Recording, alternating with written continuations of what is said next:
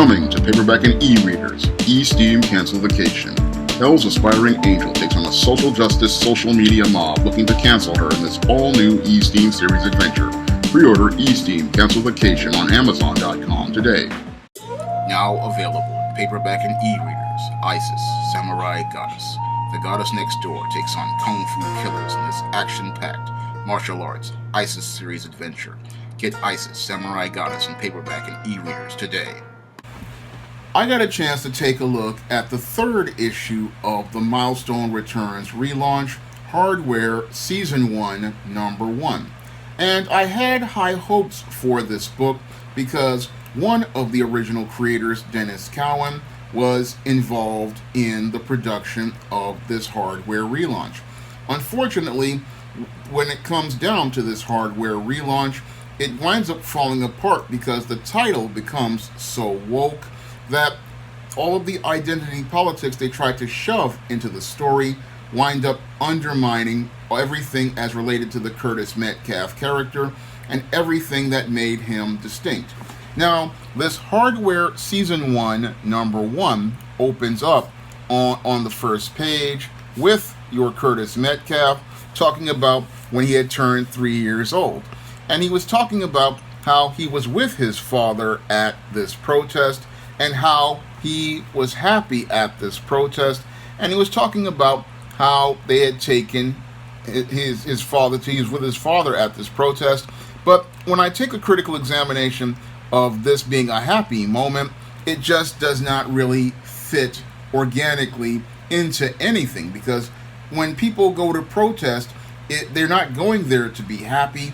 But when it comes down to your social justice warriors, they think that these kind of moments are something that people would be happy about, and they would think that taking a child to a protest would be something that they should do. But this just starts laying out the foundation for the forced identity politics that are pushed into this whole HardWOKE story. And on the second page, we get a contrast of an older Curtis Metcalf talking about how it was a happy memory for him, and then we transition into the Big Bang, which has been retconned to become part of a Black Lives Matter riot. And this Black Lives Matter riot is where this gas was used, and this is where Curtis Metcalf's story really starts to change, and it changes into something that is about pushing social justice at the expense of the HardWOKE character. Now, in this version of HardWOKE, we have your Curtis Metcalf being made to be the one responsible for creating the Q juice, and this Q juice is the thing that was used on the people at the protest called the Big Bang, which led to everybody getting their powers. So basically, what they want to do is make everything about your Curtis Metcalf being the one responsible for the Q juice instead of a mysterious entity like it was in the original Milestone universe. And now they want to go out here and say that Curtis Metcalf was framed because somebody took his Q juice and used it to go out here and make all of these people suffer at the Big Bang. And what they're doing in the story is making the white man, Edwin Alva, the prime suspect as related to the story. And that just shows how they're about pushing the whole idea of your social justice narratives in HardWOKE. Now, in the original HardWOKE from 1993, your Curtis Metcalf had a beef with Edwin Alva. And that beef that he had with Edwin Alva was related to getting fair compensation. And that was one of the things that made him angry at your Edwin Alva. Now, your Curtis Metcalf was supposed to be like a black male version of Tony Stark, and he was supposed to be this genius who was given all of the support by Edwin Alva. And he made all of these great inventions that Edwin Alva's Alva Industries wound up making profits on. And what he wanted to do was get fair compensation. But when he could not get fair compensation, he decided to try to sabotage Alva's Institute businesses by becoming the HardWOKE character. But in this story, this retcon, they make it where your Curtis Metcalf is supposed to be the one who got framed by a mysterious entity, and now he's on the run and the police are coming after him. And this is really not who the character is, and what they're trying to do is change the story in an effort to try to make it more exciting, but it just winds up falling flat. So after Curtis Metcalf is established as the person who established the Big Bang, we get the police coming after not Edwin Alva, but Curtis Metcalf in his hardware suit, and they are coming after him to arrest him for going out here and unleashing the gas that they use. So there's a bit of a plot hole here as related to the writing, and it looks like they were just all about pushing their conspiracy theories as related to this black man being responsible. And as he's getting ready to go on the run, your Curtis Metcalf then sets off his facility and blows it up, and then he goes and has a chase with some helicopter cops, and he talks about a scene in the first Hardware that was really had an emotional impact, because he talked about how he had the parakeet in 1993, and how the parakeet wanted to get out. But this whole sequence, it doesn't have the emotional resonance, because they have Hardware fighting against a police helicopter, and we don't really get to see that metaphor in action effectively.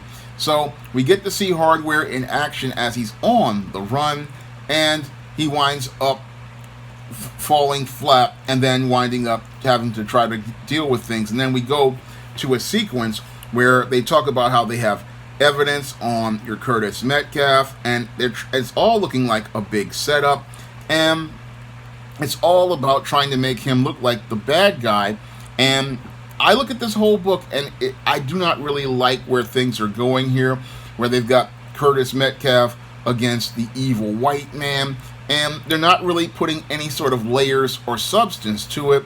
It's just all about, we're going to have the black man who was set up and framed, and he's the architect of everything, but then everything is related to the evil white man, and the evil white man is the one that everybody needs to go out here and get.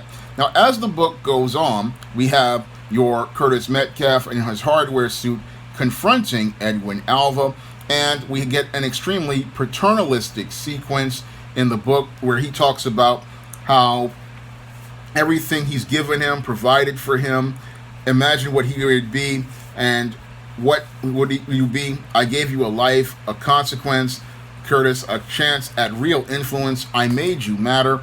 And that was a real middle finger up at black readers, because this is just, it smacks of paternalism, and it's a major insult to black readers, because you're going to talk about how your Curtis Metcalf is an angry black man, and you took away all the substance as related to his anger, and you took away everything that really mattered as related to his depth and layers, because the original Hardware was supposed to be about a brilliant inventor who was given all of these opportunities, but he was never given a fair shake as related to getting compensated for any of his work. So this is all, taken away from the Curtis Metcalf character. Everything as related to his heart and soul was stripped away so that we could get more wokeness, and we could get more pushing of these identity politics, and the whole idea of the angry black man who is on the run because the evil white man used the gas that he created to go out here and create a Big Bang. Now, this could have been a very compelling mystery had it been executed properly, but this first issue just comes across as really paper thin. It has none of the depth or the layers of the original 1993 first issue of Hardware, which every black man like myself could relate to, because a lot of professional brothers, we know what it is to go out here and work at a company, and we know what it is to work at a company and not get any sort of fair compensation, any sort of promotion, or any sort of support for any of the long hours and hard work we put into our projects for these companies. And we go out here and we get disrespected by those companies. And that's what the Curtis Metcalf character was all about. But instead of giving us that story people could relate to, they put on an extra layer of woke, an extra layer of conspiracy theories, and an extra layer of social justice. And that winds up ruining everything that was really solid about the HardWOKE character and gives us a story that is going to be somewhat formulaic and predictable. Now, I wanted to like this HardWOKE story because it was one of the best books out of the whole Milestone relaunch, but the whole relaunch, as I see it, has completely crashed and burned because every character here has had their heart taken away.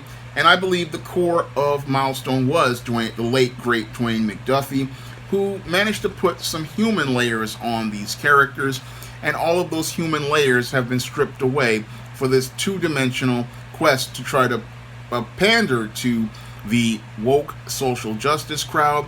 And sadly, they're not going to see what makes these characters really great because these creators really don't understand the heart and soul of these characters, and that shows with this Milestone relaunch. I really wish I could have worked for Milestone and really helped them with this relaunch because clearly there's something missing as related to the heart of their stories. Yes, their stories have a lot of flash, but there's not a lot of substance. And because there's not a lot of substance, what's happening with these books is they come across as super woke, and books like Static and Icon, they don't really feel like the books that they really originally were. So I was deeply disappointed with HardWOKE #1. I mean, it was really solid storytelling, and really, sadly, it just didn't have any heart to it. But I just was deeply, again, disappointed with this story because everything about the HardWOKE character I knew was gone, and everything I knew about the character seems like the people who wrote this issue didn't really do enough research. Yes, they read the flash, but they really didn't understand the substance of the character. Now, if you want to pick up my first comic, Esteem No Good Deed, you can find that book on Amazon's Kindle for 99 cents. And if you want to help me be able to publish my first full feature comic, John Haynes at Death's Door, you can donate to the Patreon, the PayPal, or the Cash App by clicking the links in the description box. And if you want to pick up some of my books on the SJS Direct imprint, you can find them in paperback and Kindle format on Amazon.com. That's all I have to say for this video. You can comment, rate, and subscribe. Now available in paperback and ebook, The Man Who Rules the World. John Haynes must bring together men and gods to overcome a threat that seeks to destroy the planet. The Man Who Rules the World. Now available in paperback and e-readers everywhere.